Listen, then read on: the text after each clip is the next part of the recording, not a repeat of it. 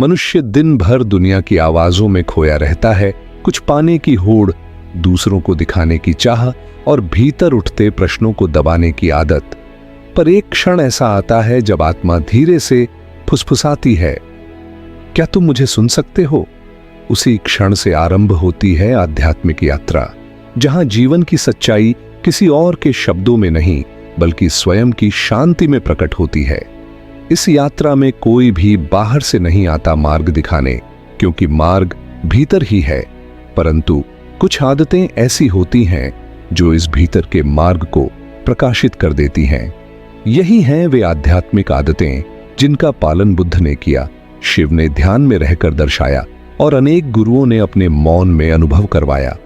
इन आदतों को अपनाने से जीवन केवल बदलता नहीं बल्कि वह स्वयं प्रकाश बन जाता है, जो औरों के जीवन को भी रोशन करता है। जब संसार की चकाचौंध आत्मा की आवाज को ढक देती है, तब मनुष्य सुख में भी अधूरा रहता है। वह सब कुछ पाकर भी खाली अनुभव करता है। उसी रिक्तता में आत्मा धीरे से कहती है, तू अब तक बाहर खोज रहा है, मैं तो तेरे भीतर हूं। यहीं से आरंभ होती है एक भीतर की यात्रा, जहां न कोई मंजिल है न कोई दौड़, बस शांति है, मौन है और स्वयं को जानने की एक प्यास है। इस यात्रा को सुगम बनाने के लिए कुछ आध्यात्मिक आदतें होती हैं जो हर मनुष्य को एक दिन अपनानी ही पड़ती हैं, चाहे किसी जन्म में। भगवान शिव की सबसे अद्भुत विशेषता है उनका मौन। जब सृष्टि के तीनों गुण नृत्य कर रहे होते हैं, शिव केवल मौन रहते हैं। यही मौन है शिव का ध्यान। मौन कोई कमजोरी नहीं होती, वह आत्मा की शक्ति का संकेत है। जब शब्द मौन हो जाते हैं, तब अंतरात्मा की आवाज स्पष्ट सुनाई देने लगती है। मौन की आदत कैसे बदलती है जीवन? यह विचारों की बाढ़ को शांत करती है, क्रोध और प्रतिक्रिया की जगह समरसता देती है। भीतर के डर धीरे धीरे गलने लगते हैं। प्रत्येक दिन कुछ क्षण मौन में बैठो, बिना बोले, बिना लिखे, बिना सुने, केवल अपने अस्तित्व में डूबो। यही है शिव की ऊर्जा को भीतर उतारना। गौतम बुद्ध ने घर छोड़कर सत्य की खोज शुरू की। वर्षों की तपस्या के बाद उन्होंने जो पाया वह कहीं बाहर नहीं था, वह स्वयं के भीतर था। ध्यान कोई तकनीक नहीं, यह तो स्वयं के साथ बैठने की कला है। यह वह समय होता है जब आत्मा अपने मूल से जुड़ती है। ध्यान की आदत का प्रभाव, विचारों की गहराई स्पष्ट होती है, भय और भ्रम समाप्त होते हैं, एक स्थिर चेतना जागृत होती है।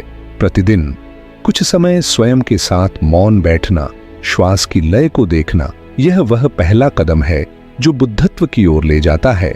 बुद्ध ने कहा, चलना है तो केवल चलो, खाना है तो केवल खाओ, बैठना है तो केवल बैठो। इसका अर्थ है पूर्ण जागरूकता। आध्यात्मिक व्यक्ति वही होता है जो हर क्षण में पूरी तरह उपस्थित होता है। उसकी दृष्टि कहीं और नहीं, उसी पल में होती है। जागरूकता की आदत का परिणाम, जीवन की गति धीमी और अर्थपूर्ण होती है। अकारण दुख कम होने लगता है, शरीर और मन की दूरी मिटती है। हर कार्य को पूजा समझकर करना, हर क्रिया को ध्यान बनाना, यही है सच्ची साधना। हम जो खाते हैं वही हमारी ऊर्जा बनता है। हमारे विचार, भावनाएं और ध्यान की गहराई, सब कुछ हमारे आहार से प्रभावित होता है। शिव भी जब ध्यान में बैठते हैं तो उनके भीतर कोई हलचल नहीं होती, क्योंकि उनकी ऊर्जा शुद्ध और स्थिर होती है। आहार की आदत को बदलने से मन शांत होता है, शरीर हल्का और तैयार रहता है। साधना के लिए क्रोध, आलस्य और मोह कम होता है। पवित्र और सात्विक भोजन केवल पेट को नहीं, आत्मा को भी पोषित करता है। शब्द ब्रह्म है। एक शब्द जीवन बदल सकता है और एक वाक्य किसी को तोड़ भी सकता है। बुद्ध जब बोलते थे तो उनकी हर बात भीतर तक उतर जाती थी, क्योंकि वह कम बोलते थे पर सत्य बोलते थे। वाणी की आदतों में सुधार लाना, विचार करने से पहले बोलना, निंदा, आलोचना, झूठ से दूरी, आवश्यकता हो तभी बोलना। शब्दों से मौन ज्यादा गूंजता है, इसलिए वाणी का संयम आत्मिक विकास का बड़ा द्वार है। शिव जब हिमालय में समाधि लगाते हैं, वे संसार से नहीं, स्वयं से मिलते हैं। आध्यात्मिक आदतों में सबसे महत्वपूर्ण है आत्मनिरीक्षण। हर रात सोने से पहले एक प्रश्न करो, आज मैंने कौन सा विचार पकड़ा? क्या उसमें शुद्धता थी? आत्म अवलोकन से क्या बदलता है? दोष बाहर देखने की बजाय भीतर दिखने लगते हैं। अहंकार क्षीण होता है, आत्मा का प्रकाश तेजस्वी होता है। यह आदत धीरे धीरे आपको आपसे जोड़ती है। सभी गुरु एक बात सिखाते हैं, सेवा करो पर फल की चाह न रखो। जब कोई निस्वार्थ होकर किसी की सहायता करता है तो उसकी आत्मा पर लगे सारे धूल झड़ने लगते हैं। निस्वार्थ सेवा की आदत से हृदय विशाल होता है, करुणा जागती है, स्वयं की सीमाओं का विस्तार होता है। यह आदत केवल जीवन को नहीं, मरण को भी सुंदर बनाती है। शिव का निवास हिमालय है। बुद्ध ने भी बोधि वृक्ष के नीचे ज्ञान प्राप्त किया। क्यों? क्योंकि प्रकृति ईश्वर की प्रथम वाणी है। हर दिन कुछ समय प्रकृति के साथ बिताना मन और श्वास की गति को एक करता है, चेतना को ब्रह्मांड से जोड़ता है, भीतर की अशांति को पिघला देता है। पक्षियों की आवाज, पत्तों की सरसराहट, नदी की धुन, ये सब आत्मा के संगीत हैं। हर आध्यात्मिक परंपरा में ध्वनि का विशेष महत्व है। ओम नमः शिवाय, बुद्धम शरणम गच्छामि, ये केवल शब्द नहीं, कंपन है जो आत्मा को मूल से जोड़ते हैं।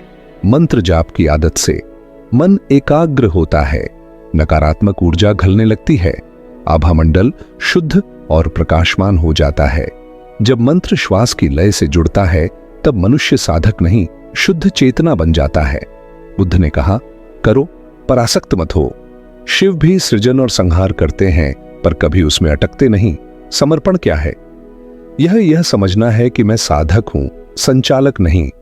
यह जानना है कि परिणाम मेरे हाथ में नहीं, केवल कर्म है। यह भाव रखना है कि जो हो रहा है वह मेरे विकास का एक माध्यम है।